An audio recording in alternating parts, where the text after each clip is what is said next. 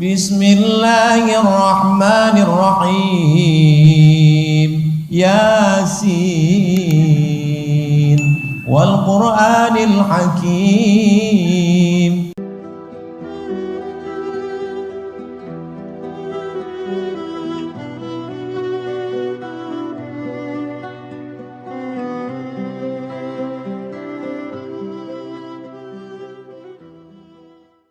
Inna nahnu nuhyil mauta, kami menghidupkan orang mati. Wa naktubu ma qaddamu wa asarahum, kami tulis amal-amalnya dulu, bahkan bekas-bekas tapak kakinya. Bekas tapak kaki bapak ibu datang malam ini kemari, itu ditulis malaikat. Wa kulla syai'in ahsaynahu fi imamim, semuanya kami tulis dalam buku catatan yang nyata. Oh, jadi tapak kaki ditulis Pak Ustadz? Ya, kami naik mobil tadi Pak Ustadz, bekas-bekas bannya itu pun dicatat. Inna alaikum lahafizin kiraman katibin ya'lamuna ma taf'alun. Itulah maka disuruh kita baca Yasin tiap malam. Jadi Pak Ustadz sering menceramahkan tiap malam baca Yasin. Ustadz sendiri mengamalkan apa tidak? Saya tiap malam baca Yasin. Secapek-capeknya, semengantuk-mengantuknya, kalau keluar kota udah tak buka lagi mata, habis subuh wajib saya baca. Untuk diri saya, tak saya wajibkan ke jamaah. Tapi kalau tenang, baca Yasin. Bisa sebelum tidur, atau pas bangun malam mau tahajud, atau menjelang subuh, atau sesudah subuh. Jangan sampai tinggalkan ya Yasin. Nah, jadi jangan kita berceramah, bacalah Yasin, bacalah Yasin. Ustaz baca, jangan tanya lagi ke aku. Sesudah baca Yasin itu hadiahkan pahalanya ke almarhum almarhumah, muslimin muslimat, mukminin mukminat. Habis itu bertawassul dengan surat Yasin. Karena kata Imam Abul Fida Ismail Ibnu Katsir, la tuqra'u fi amrin asirin illa yassarahullah. Ada perkara yang sulit, yang payah, maka dimudahkan Allah SWT. Ya Allah, aku bertawassul kepada Engkau dengan kemuliaan surat Yasin ini, maka mudahkanlah ini dan ini. Itu diantara kemuliaan surat Yasin. Saya lipat lagi bagian yang kedua.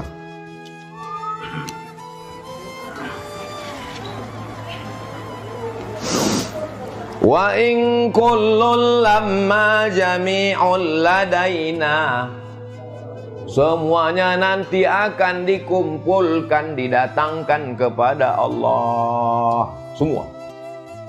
Maksud semuanya apa Pak Ustaz? Semua perbuatan kita, yang kecil-kecil, yang besar-besar. Famay ya'mal mithqala dzarratin khairan yarah. Semuanya didatangkan. Kalau dia pedagang yang curang-curang seon, 2 on, semato, 2 mato, dinampak. Kalau dia pegawai, berdatangan tanda-tanda tangan. Kalau dia dosen, berdatangan kapur tulis, papan-papan tulis, whiteboard itu datang. Itu maka saya kalau mengajar di pertemuan ke-16, saya tanya, adik-adik mahasiswa sekalian, selama 16 tatap muka pertemuan ini, ada mungkin saya terlambat, ada mungkin saya menyinggung perasaan, saya minta maaf. Mau kalian maafkan saya? Mau, kata dia. Disangkanya saya minta maaf itu nilai A. Yang C juga. Daripada kita cari dia di akhirat. Nanti di akhirat itu berdatanganlah dia semua yang kita buat, teman. Ini dia. Wa in kullun lamma jami'ul ladaina muhdarun. Waktu itu zaman Nabi pegawai pencatat zakat. Maka kalian yang curang menghitung kambing, kalian akan memikul kambing mengembek di tengkuk kalian. Yang kalian curang menghitung sapi, kalian akan memikul sapi mengemuh di pundak kalian, kata Nabi. Sebab waktu itu belum ada mobil. Dan kalau untuk pegawai-pegawai zaman sekarang, banyaklah nanti yang memikul-mikul mobil di akhirat. Masih bangga kalau mikul mobil. Kalau mikul bakwan, dah masuk lipatan lagi. Wa yaquluna mata hadzal wa'du in kuntum. Begitulah mereka dulu menantang. Kalau memang betul kami ini akan mati, kalau memang betul kami nanti akan masuk neraka, mana dia? Mana? Kata dia menantang. Lalu apa jawaban dari Allah? Ma yanzuruna illa sayhatan wahidatan ta'khudhuhum wa hum yakhisimun. Sekali aja malaikat itu memekik, sayhatan wahidatan itu artinya memekik. Sekali malaikat memekik, ta'khuzuhum, mencabut nyawa mereka, tercabut ruh mereka karena pekikan malaikat itu. Wahum yakhsimun, ketika sedang berkelahi pun tak selesai kelahinya.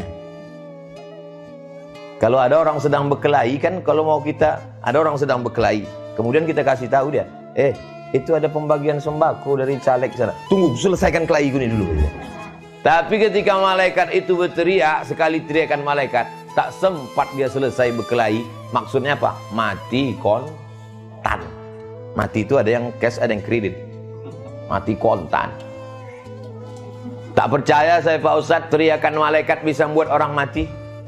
Pesawat Concorde, kalau dihidupkan di Simpang 3, meletuplah jendela-jendela kaca orang Simpang 3. Itu pesawat Concorde.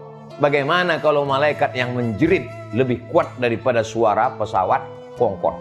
Begitulah mereka mendengarkan teriakan malaikat itu mati. Saking cepatnya mati itu macam mana? Fala yastati'una tawsiyatau wala ila ahlihim yarji'un. Saking singkat cepatnya mati itu, fala yastati'una tausiyatan, tak sempat meninggalkan wasiat. Sekarang orang kalau mau mati masih sempat meninggalkan wasiat. Kata dia sebelum mati, ditanyalah sama bininya, apa bang? Apa bang? Ada bini simpananku sama. Mati ya bang itu. Kalau mati itu udah mau datang, kata dalam surat Yasin nih, fala yastati'una tausiyatan. Saya paham, ibu memang dalam ketawa itu ada juga cemas dalam hati. Mak, kalau macam ini abang tuh nanti, insya Allah tidak ya bu ya. Amin, amin kan bu? Makin kuat amin, makin takut.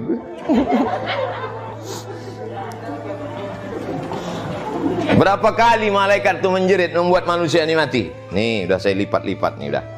In kanat illa sayhatau wahidatan fa idahum jami'un ladaina muhdarun. Satu teriakan malaikat mati sampai tak sempat meninggalkan pesan. Berteriak malaikat sekali lagi, bangkit dari kubur. Berapa kali menjerit? Sekali menjerit, mati. Menjerit sekali lagi, hidup. In kanat illa sayhatan wahidatan fa idahum jami'un ladaina muhdarun. Kita nih kalau mati membusuk apa tidak? Ada yang busuk, ada yang tidak. Menggelembunglah perut ini karena usus itu masuk angin, seminggu, 2 minggu, 3 minggu pecah perut. Berdatanganlah cacing-cacing tanah. Lalu kemudian setelah itu mata itu pun menghitam. Habislah semua, tapi ada satu yang tak hancur, namanya azmuz zanab, ujung tulang belakang sebesar ibu jari tak hancur. Itulah yang ditunjuk Allah Ta'ala, innama amruhu idza arada syai'an ayyakula lahu kun. Bangkitlah kita balik menghadap Allah. Tapi waktu PLTA Koto Panjang mau digali, dikasih tahulah ke masyarakat, ini kampung-kampung di PLTA Koto Panjang ini nanti akan habis, kubur-kubur ini mesti dipindahkan. Akhirnya dipindahkanlah beberapa kubur, jangankan jenazahnya, kain kapannya pun tak dimakan cacing tanah. Apa dalilnya nih Pak Ustaz? Hadis Nabi, innallaha harrama arda ajsadal anbiya. Allah mengharamkan tanah memakan jasad nabi-nabi. Oh, kalau begitu ada nabi di Koto Panjang? Tak ada nabi. Kenapa jasadnya tak hancur? Al ulama warasatul anbiya. Tapi Pak Ustaz, di kampung kami ada juga jasadnya tak hancur. Beda. Kalau dia tak hancur tapi bertambah memanjang, itu orang dimasuki setan, dukun-dukun. Kuku memanjang, rambut memanjang, kumis memanjang. Waktu digali, penggalian kubur, nampak memanjang kuku. Nah, itu berarti karena dimasuki setan, masuk setan ke dalam jasad itu. Tapi kalau dia orang soleh, maka kain Bukan satu dua saksi, anaknya, murid-muridnya yang menengok itu bercerita ke saya, nampak kami kain kafannya Pak Ustadz, dan kami buka kain penutup wajahnya, pas macam meninggal dulu, kami kuburkan. Begitulah kalau Allah mau menjaga, sampai cacing-cacing tanah pun tak mau menggigit dagingnya. Sebaliknya pula sekarang, belum mati udah digigit cacing. Habis daging itu dimakan cacing, diabetes mellitus. Golak ibu-ibu. Lalu kemudian orang yang baik-baik itu di mana tempatnya Pak Ustadz? Inna ashabal jannatil yawma fi syughulin. Itu sedapnya ceramah di sini. Hafal semua jamaahnya. Orang yang baik-baik itu sibuk di dalam surga makan buah-buahan. Itulah kenapa sekarang banyak ibu-ibu tak mau makan nasi. Ibu nggak makan nasi, buah-buahan aja gitu. Iyo pula, rupanya udah habis 3 piring. Hum wa azwajuhum fi zilalin alal araiki muttaqiun. Mereka akan di surga itu bersama pasangan-pasangan mereka di bawah naungan pokok kayu, di atas kursi-kursi dipan-dipan, dan mereka bersandar di situ. Jadi begitu cuman surga itu Pak Ustadz. Macam malam mayang aja rasanya. Ini gambaran. Surga itu adalah mala a'yunun ra'at, tak pernah ditengok mata, wala udhunun sami'at, tak pernah dengar telinga, wala khatara ala qalbi bashar, tak pernah terlintas di hati manusia. Lahum fiha fakihatu walahum ma yad'un. 2 kali disebut buah-buahan. Begitulah pentingnya makan buah. Lalu apalah dapat mereka dari Allah Ta'ala? Diulang sampai 3 kali kadang waktu baca ini. Salamun qawlam mir rabbir rahim. Salamun qawlam mir rabbir rahim. Salamun qawlam mir rabbir rahim. Kenapa dibaca 3 kali Pak Ustadz? Dengarlah si Abdurrahman Sudes di Masjidil Haram. Kalau pas membaca ayat-ayat penting 3 kali diulang. Oh, nangis si Abdurrahman Sudes. Jamaah-jamaah umroh dari Pekanbaru pun menangis juga. Apa yang kau tangiskan tadi? Habis sudah cadet kuning. Tapi jamaah Pak Ahmad nih paham semua. Nih, masih saya lipat-lipat lagi. Wa man nu'ammirhu nunakkishu fil khalq afala ya'qilun. Siapa yang kami panjangkan umurnya, kami balikkan kejadiannya macam dia dulu. Pertama dulu waktu belajar berdiri kaki dia bergoyang. Kalau udah agak tua sikit pun begitu. Dulu waktu pertama lahir pandangannya sejengkal. Dulu kata orang-orang tua dulu, katanya dulu waktu anak kecil tuh lahir macam anak tikus. Mata tuh tertutup macam anak kucing, tertutup. Anak sekarang lahir terbuka langsung. Betul tuh Bu? Ah, betul kata Ibu. Saya yang cerita tuh almarhumah Mas. Kata dulu budak-budak kecil ini lahir matanya tertutup macam anak kucing. Anak sekarang itu lahir terbuka. Entah apa sebabnya. Entah gara-gara omaknya menonton YouTube. Begitu juga lah kita nih kalau sudah tua rupanya pandangan itu pun balik sejengkal. Saya setelah umur 40 nih yang paling saya rasakan mata sama ingatan. Dulu tajam, sekarang tapi ada juga hikmahnya. Kalau saya ceramah di depan saya banyak ibu-ibu, itu tak bisa saya bedakan mana anak gadis, mana nenek, sama aja. Yang kedua ingatan. Dulu waktu awal-awal pengajian di Akramun Nas itu tak ada saya bawa catatan. Sekarang pengajian pakai kitab. Susah mengingat, susah.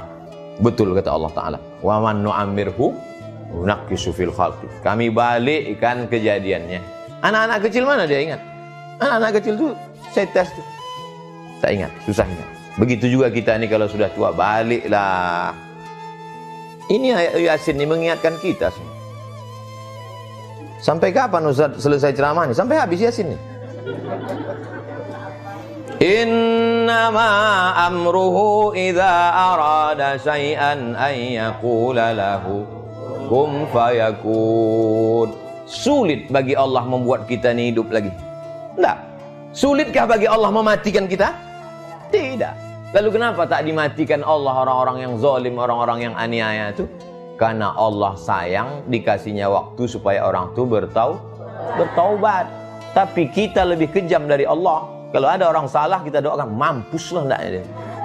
Makanya kita ini jangan lebih kejam dari Allah. Kita doakan dia supaya dapat hidayah. Bisa? Saya tak bisa. Jamaah pula bisa. Ditutup dengan subhana. Fa subhanalladzi biyadihi malakutu kulli syai'in wa ilaihi turja'un. Orang mati meninggal dunia kalau ditanya Allah Ta'ala, hai orang meninggal, mau tak kau hidup lagi? Apa kata orang meninggal? Laula akhartani ila ajalin qarib. Kasihlah aku hidup walaupun sekejap saja ya Allah. Kata Allah, kalau kau hidup sekejap kau mau apa? Fa as-saddaqah, aku mau tak ada dia bilang, kalau aku hidup aku mau umroh, tak ada. Kalau aku hidup aku mau haji, kata tak ada. Kalau aku hidup aku mau tahajud, tak ada. Aku mau bersodakoh. Kenapa orang meninggal itu mau bersodakoh? Setelah diteliti oleh para ulama, ternyata pahala sodakoh sudah dapat balasannya ketika dikubur.